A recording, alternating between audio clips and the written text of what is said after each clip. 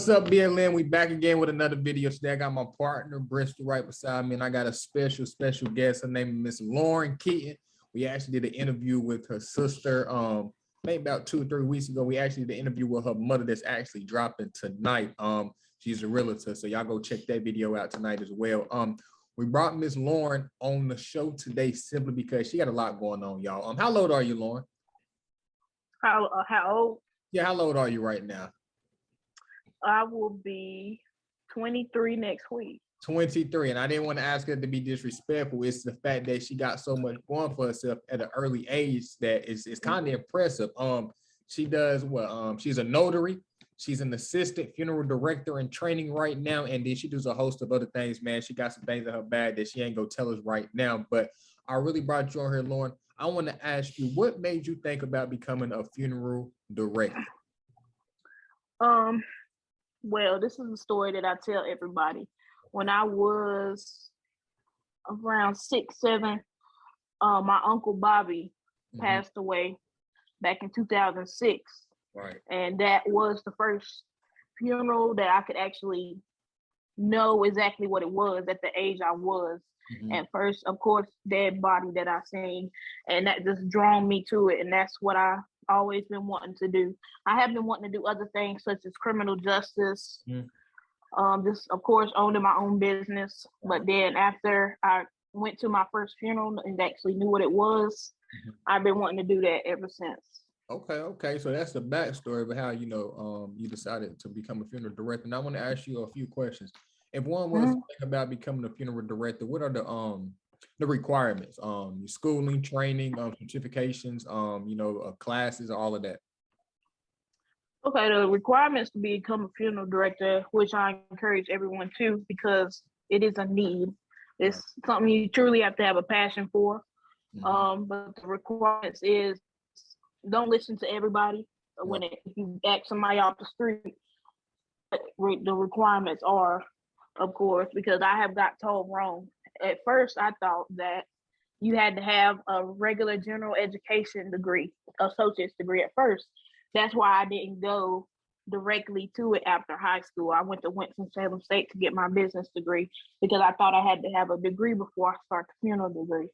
But actually, if you're 18 and you have a high school diploma, you can go straight to Fayetteville Technical College.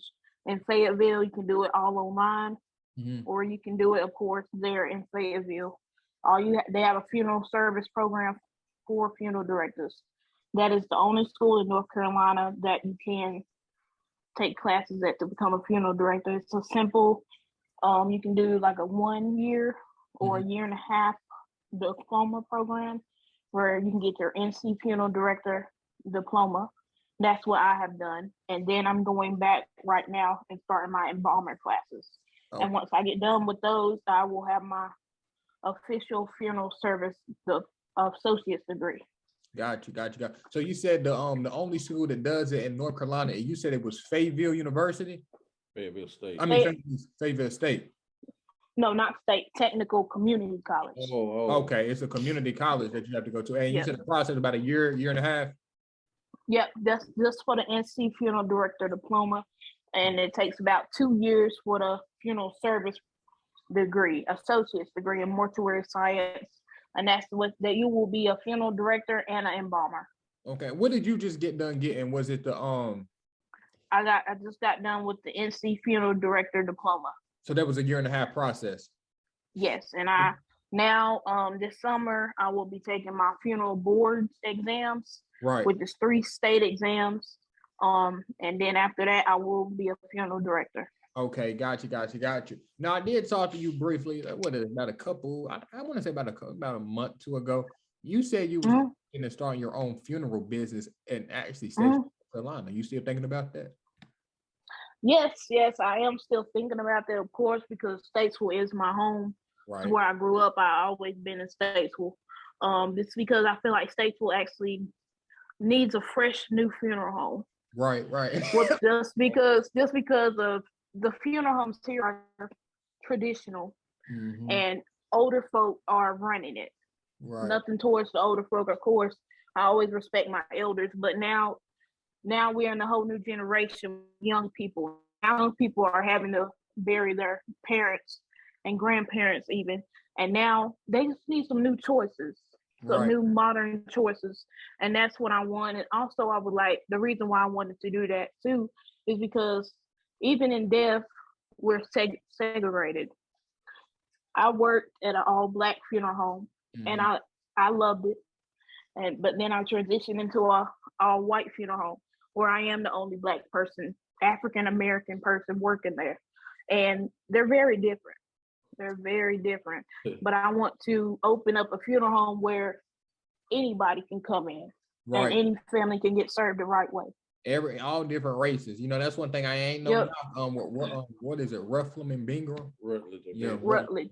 yeah. I ain't, you know, I only primarily see, a lot of Black traditionally go there for their, with their service. I definitely understand. Well, I think a lot of that is just the old school traditional. Right. That's what yeah, trying to switch it up, diversify. Blacks, whites, Mexicans, can come to your funeral home, and I think that's something that's amazing to do.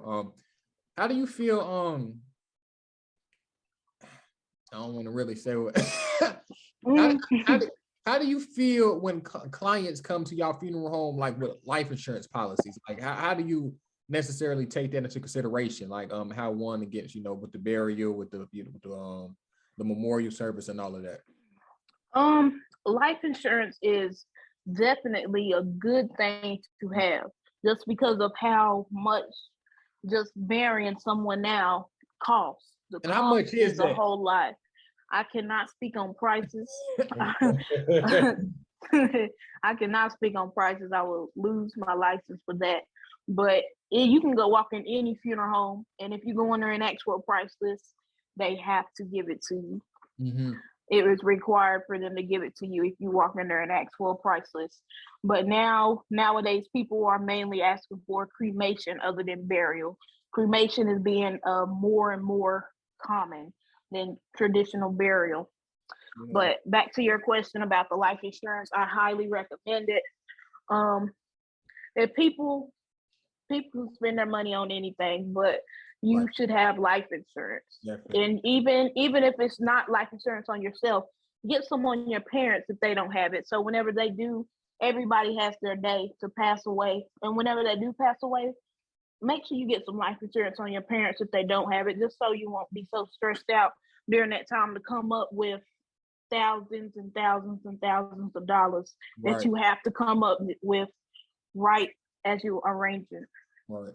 And we did a video on that actually last year. We brought Brawley on there, and he was stressing how life insurance is so important. We got a funeral director. She's telling y'all the same thing, man. She don't see a lot of people coming to the funeral home. A lot of people don't have life insurance. And it's very difficult on the family, having to go do a GoFundMe account when we can just get life insurance and stuff like that, prevent all this from happening. Like she said, if you ain't gonna do it for yourself, put some on your father, put some on your mother, your kids, your uncles, and stuff like that, man. Especially us. Exactly. So tired of seeing fish fries and t-shirt sales when we could, even though I rather we get whole life, but even you can get term life for like $10. Yeah, you can spend $10 to $50 a month and get some life insurance, and that could be a $10,000 policy that you can use at that time. Right. Or even more. We just have some people have millions, thousands of dollars worth of life insurance that they can use. That's the one way to really pass generational wealth. Yep. And I just wish our people would get out of that mindset of, nobody left me nothing, so they can struggle like me. We gotta just kill that. It's not what it's about. Most definitely not. Most definitely not, man. I had one more question for you, Lauren, because like I say, I know you was telling us how to, of course, become a funeral director, the school to go to, of course, the requirements and how long the process is. Now, once you do get done with the full entire process and you become the official funeral director, not the assistant, what's the question I'm trying to ask? It's on the tip of my tongue right there. Do you I know you're working right now as an assistant, so when you become the head honcho, that's what basically is the head honcho in there. do you have to travel to other different funeral homes or like stuff like that? Like how would that work? Well, right now I am working at Nicholson Funeral Home. Right. I was working at Nicholson Funeral Home in Statesville. I highly recommend that funeral home. Okay. And I just recently got transferred, promoted to their second location, new location in Thomasville, called Nicholson Funerals and Cremations in Thomasville, which is a mainly cremation, but we do take burials also. Okay. But it's only 4 of us there. Okay. We have 1 director, and then there's me, and then we have an accountant, and then a assistant person also. But once I do become a funeral director, I'll just be working more there. Okay, working more there. Funeral as a funeral director. I'm also in the process of getting my crematory operator license. Okay. So we do have a crematory on site, and that's where I will be working at also. Just a lot of different things. You can't speak on the crematorial prices, can you? No, I can't speak on any prices. Oh yeah. Once I become a funeral director, then I can. You can speak. But since I'm just a funeral director apprentice, I cannot speak on prices. Got you. Yeah. Definitely don't want you to lose your license. Definitely want you to lose your license. Lauren, that's really all I had because I was so intrigued with it. Because, like I said, a lot of people had somebody come over here and say they want to become a funeral director, start up their own, funeral business, but they just didn't know the route to take. And I was like, well, I got to bring Lauren over, so she can go ahead and give y'all point A to point Z, and she did a phenomenal job doing that. Bruce, you have more questions for Lauren? No, I think I'm good. Yeah, I mean, like I said, you did everything you had to do, Lauren. I appreciate you coming on the show today. Just giving us your expertise and of course the knowledge that you have, in your field right now. BLM, this is Lauren Keaton. She says she's at Nicholson Funeral. Where is that at? One more time, Lauren. Nicholson Funeral Home in Statesville. Okay. Since we are all in here in Statesville. Yeah. Like Nicholson Funeral Home in Statesville is on East Front Street. Yeah, man, y'all diversify a little bit. You ain't always got to go to Rutledge. Rutledge and Bingham. Ain't saying ain't nothing wrong with it, but y'all diversify a little bit, man. She trying to do something. Any funeral home in Statesville, you're gonna get good customer service. Right. So, BLN, we love you. I thank y'all for y'all too. Lauren loves y'all as well. You heard what she said. Happy birthday. Oh, yeah. When is her Thank birthday? You. Next week. It will be June. Yeah. Yes, June 1st. June 1st. Well, happy early birthday for me and BLN. I did not know that, but Facebook would have told me. Facebook would have told me. So at the end of the day, BLN, like I said, we appreciate y'all for tapping in. We love you. We actually got some new content coming. I'm gonna be quiet, but it's more on the car tip. It might be Turo, it might be Airbnb again, it might be something. I'm gonna keep that secretive for right now.